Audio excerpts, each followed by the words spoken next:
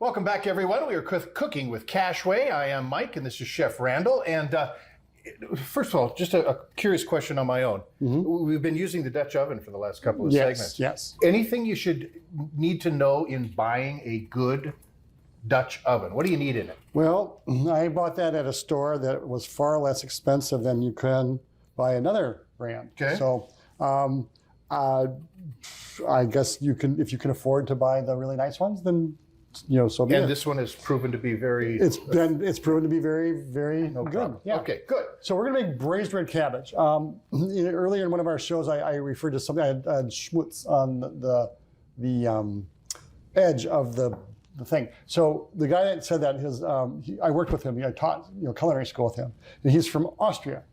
And so when I use the term schmutz, I think of that guy. So I'm going to have you put this and this into that pan right there. Okay. Okay. I'll take this off. Since I've got gloves on, I'm just going to take them. So braised red cabbage, when I think of fall, I definitely think of braised red cabbage. Okay. I mean, it's harvest time. All these things are coming into the market. This is just this is quintessential fall, I think.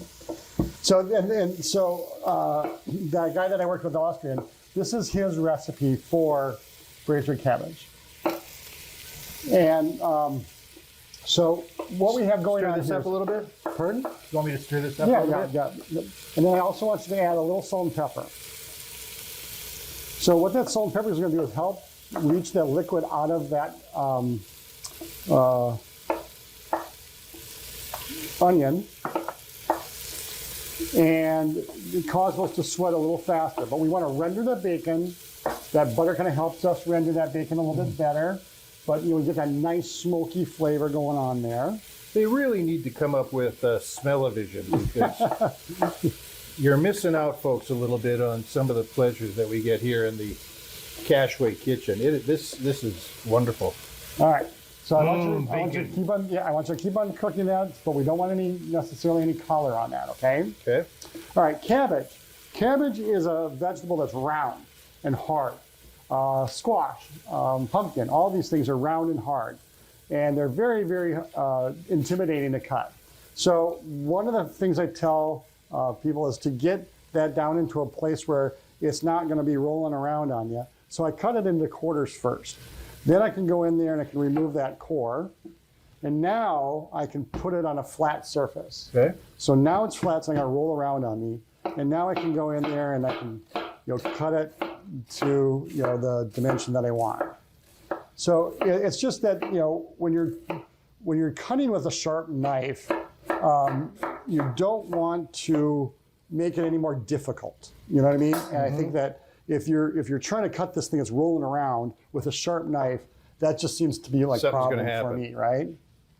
So what we're going to do is once that's sweat out, and we're going to do this kind of like we did the soup, where we're not really going to be able to actually, get it to go into the place we want it. There's going to be some time for cooking. Okay. But what we want is we want to wilt those onions, okay? Then now we can introduce our cabbage and our apples. Okay. And now you can see why this Dutch oven is such a nice little thing to have, because it's going to hold all that, right? And then it's radiating the heat all around, so that's all good. And then we have some chicken stock. Yeah. We have some cider vinegar. We have some sugar. And we have some apple cider. Okay. So we're going to let that cook, kind of get all a little bit more wilty. Then we're going to cover it and let that go for about half hour to 45 minutes. Okay. But the magic of television. The magic of television when we come back is that we're only going to be gone for maybe 2 minutes at the most. Maybe 2.5, maybe 3. So we're going to create some magic. But when we come back, it's going to be all worth it. So stick around.